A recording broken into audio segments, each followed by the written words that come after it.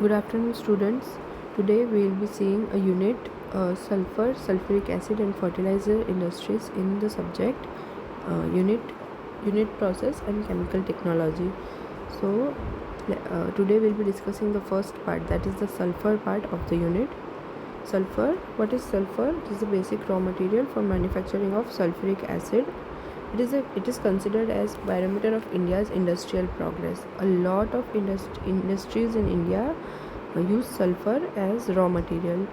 In advanced countries, this rule is no longer valid, but in developing countries like India, even today, many industries depend on sulfur for their end products. So the current production of India is at the same level as that of USA in the year 1900. So there is vast difference. The amount of sulfur that USA produced in the year 1900 is the amount of sulfur that we produce today. And per capita consumption of sulfuric acid in India is only 4% as that of USA. So these figures are enough to tell us that immense development is possible if with the use of sulfur in India. Industrial development can be immense. Next we will see some properties. These are basic properties which we have seen, or all of us have studied in 12th standard chemistry. So quickly we will go through them. Sulfur, as we all know, it is written its symbol is capital S. We write capital S as its symbol. Its atomic weight is 32.07, and it exists in two forms, rhombic and monoclinic form. Melting points of both the forms are as mentioned here. Its boiling point is 444.6 degrees Celsius. Specific gravities of both the forms are mentioned. So all of these are basic properties which more or less all of us know. It is insoluble in water but soluble in organic solvents and liquid ammonia. Now here is the consumption pattern of sulfur in our country. So in India, of the total production of sulfur, of the total sulfur production in India, 80 to 90% of sulfur are used in these four main products, which are sulfur dioxide, sulfur trioxide, sulfuric acid and oleum. 85 to 95% of sulfuric acid manufacture. So as we said, of the total sulfur produced, 85 to 90% is used only for sulfuric acid manufacture. Rest 10% to 15% are used in production of sulfur dioxide, sulfur trioxide, CS2, P2S5. It is again also used in other applications are rubber vulcanization, gunpowder, sulfur dyes, sulfur concrete, paper. Approximate division is 7% to paper and pulp industry and 3% to CS2. Further, this is the application scenario of sulfuric acid in USA.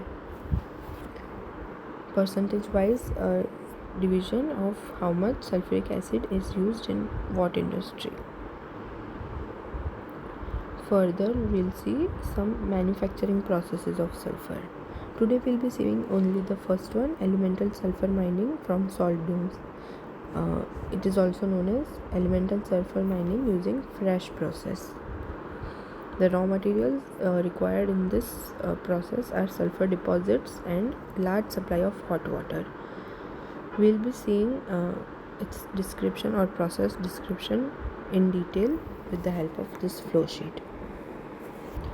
So here, treated hot water from here is inserted into the concentric pipes where melted sulfur is there.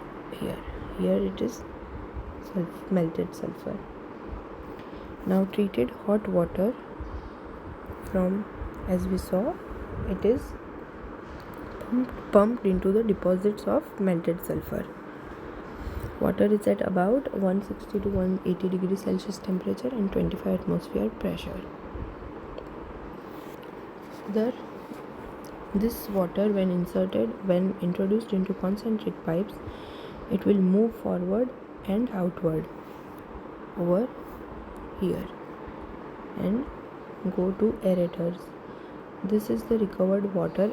It is sent to aerators, and after aerating wastewater is removed out of the system. This wastewater contains salts and scale in large quantities, so it is of no use in this process ahead. Now, as we introduced treated hot water into the sulfur deposit, sulfur gets melted and it is deposited on here. It is deposited here. It sinks and it is deposited on at the bottom. Now we need to pump or move this sulfur ahead, so we use air, compressed air, to pump this sulfur up. Air is introduced into the system from here. With the help of this compressed air, sulfur is pumped and taken to some separation units over here. Some phase separator, separation of sulfur takes place on the basis of its phase. So basically what happens, separation is solid and molten or melted sulfur are separated, and they are stored or shipped according to the need. So here we can see solid sulfur is stored and it is shipped mainly through rail and water, whereas molten sulfur is stored and its shipment takes place through insulated barge and tank cars.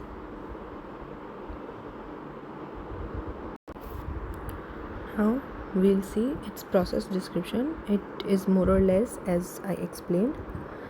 So here, treated hot water is pumped into deposit melt sulfur. Water moves upward and outward to bleeder walls on outer periphery of area where it is aerated and discharged, that which means it is taken out of the system.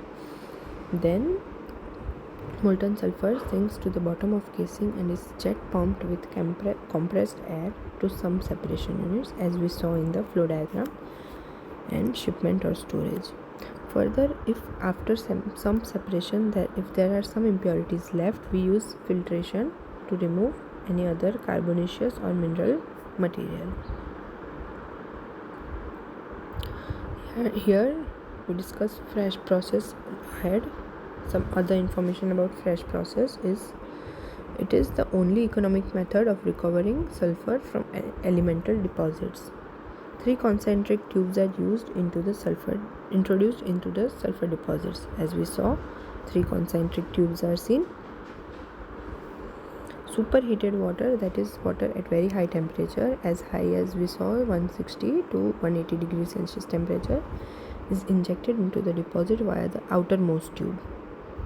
See, we can see the arrow. The water is being inserted into the first tube.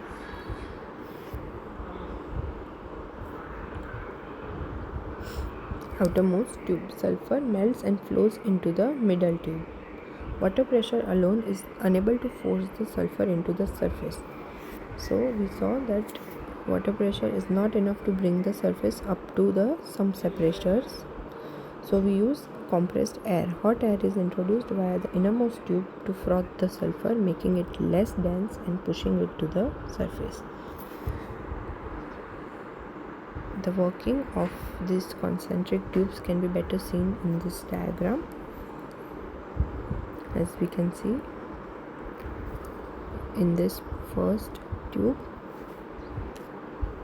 water is coming, and from these tubes molten sulfur is being pumped up.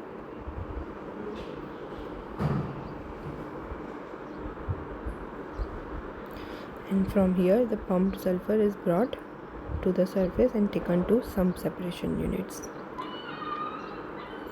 Filtration is sometimes used to remove carbonaceous, as we discussed earlier.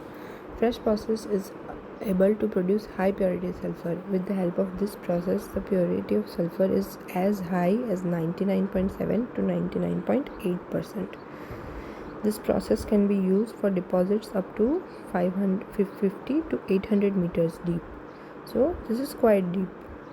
3 to 38 cubic meters of superheated water is required to produce every ton of sulfur. We saw in raw materials that we require large amounts of hot water. So approx values are 3 cubic meter to 38 cubic meters of superheated water are required for production of every ton of sulfur. So each ton of sulfur requires this much amount of water. Even after that, this is the only economical method for recovering sulfur. Further, we will discuss other two methods, that is hydrogen sulfide conversion from natural gas and industrial gases, and third method is iron pyrites from Amjor in Bihar state. Here, these are the three methods we are talking about.